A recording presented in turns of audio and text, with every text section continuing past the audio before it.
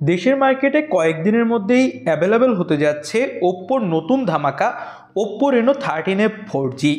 কয়েকদিনের মধ্যেই এই ফোনটা অফিসিয়ালভাবে চলে আসবে।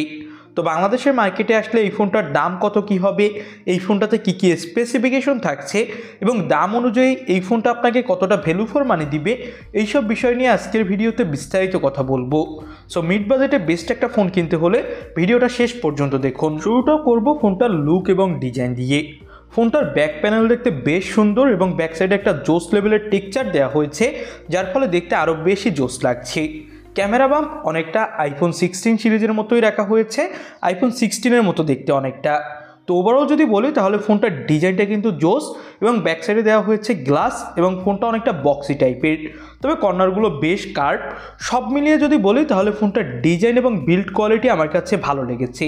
ফোনটা কিন্তু IP68 এবং 69 সাপোর্টেড হওয়ার ফলে গরম পানিতে এবং ঠান্ডা পানিতেও পড়লে কোনো ধরনের সমস্যা হবে না।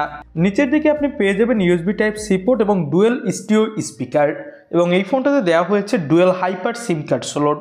সব মিলিয়ে যদি বলি তাহলে ফোনটার বিল্ড কোয়ালিটির পাশাপাশি ডিজাইনও কিন্তু ভালো, এবং মার্কেটে ফোনটা 3টা আলাদা আলাদা কালার ভেরিয়েন্টে আপনি অ্যাভেলেবেল পাবেন। এই ফোনটার ডিসপ্লেটা হলো 6.67 ইঞ্চি মাপের, যেটা হলো full HD plus AMOLED panel, এবং এর রিফ্রেশ রেট দেওয়া হয়েছে 120 হার্টজ, যার ফলে এখানে ডিসপ্লেতে আপনি অনেক ভালো স্মুথ পারফরমেন্স পাবেন। ডিসপ্লেতে 80 গ্লাস স্টার 2 এর প্রোটেকশন থাকছে, এবং এই ফোনটার পিক ব্রাইটনেস দেওয়া হয়েছে 2100 নিটস।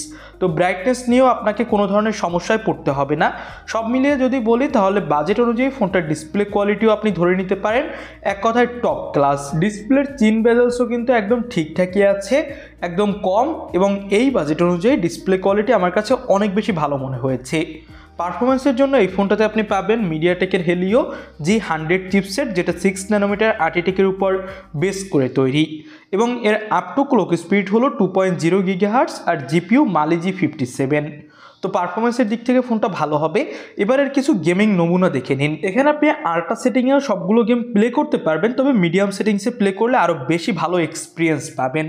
এবং এই ফোনটাতে আপনি পেয়ে যাবেন 5800 mAh-এর ব্যাটারি এবং 45 ওয়াটের একটা ফাস্ট চার্জার পেয়ে যাবেন বক্সেই, যেটা দিয়ে ভালোই দ্রুত আপনি এই ফোনটা চার্জ করতে পারবেন। LPDDR4X র্যাম পাবেন এবং UFS 2.2 স্টোরেজ থাকছে। ক্যামেরার কথা বলতে গেলে 50 মেগাপিক্সেলের প্রাইমারি ক্যামেরার পাশাপাশি 8 মেগাপিক্সেলের আল্ট্রা ওয়াইড এবং 2 মেগাপিক্সেলের ম্যাক্রো পাবেন ফোনটাতে। সামনে পেয়ে যাবেন 32 মেগাপিক্সেলের সেলফি ক্যামেরা। সামনে পিছনে 2 ক্যামেরা দিয়ে ফুল এইচডি প্লাস রেজুলেশনে ভিডিও করা যাবে, আর এই ফোনটা দিয়ে তোলা কিছু ছবি আপনি দেখতেই পাচ্ছেন। ডিটেলস এবং ব্রাইটনেসের কিন্তু কোনো ধরনের ঘাটতি নেই, এবং সব মিলিয়ে যদি বলি তাহলে এখানে 2 মেগাপিক্সেলের ম্যাক্রোর পরিবর্তে 5 মেগাপিক্সেলের একটা ম্যাক্রো অথবা টেলিফোটো দিলে আরও ভালো হতো, কারণ ওপ্পোর ফোনগুলো সবাই মূলত ভালো ক্যামেরা কোয়ালিটি হবে জেনেই কেনে। তো এক্ষেত্রে ক্যামেরা কোয়ালিটি আর একটু ইমপ্রুভ করা যেত। এবার দামটা নিয়ে কথা বলি। ফোনটার দাম হবে আশা করা হচ্ছে দেশের মার্কেটে 35,000 টাকার আশেপাশে অফিসিয়ালভাবে, তবে এই দামে আমার কাছে কোনোভাবেই এই ফোনটা একদম ঠিকঠাক মনে হয়নি। এর থেকে অনেক ভালো স্পেসিফিকেশন দেয়া অফিসিয়াল ফোনই এখন দেশের মার্কেটে অ্যাভেলেবেল এই বাজেটে। আপনাদের কাছে এই ফোনটা কেমন কী লাগলো সেটা অবশ্যই আমাদের কমেন্ট বক্সে জানাবেন। নতুন কোনো ভিডিওতে আপনাদের সাথে কথা হবে। আজকের মতো ভিডিও এখানেই শেষ করছি। আল্লাহ হাফেজ।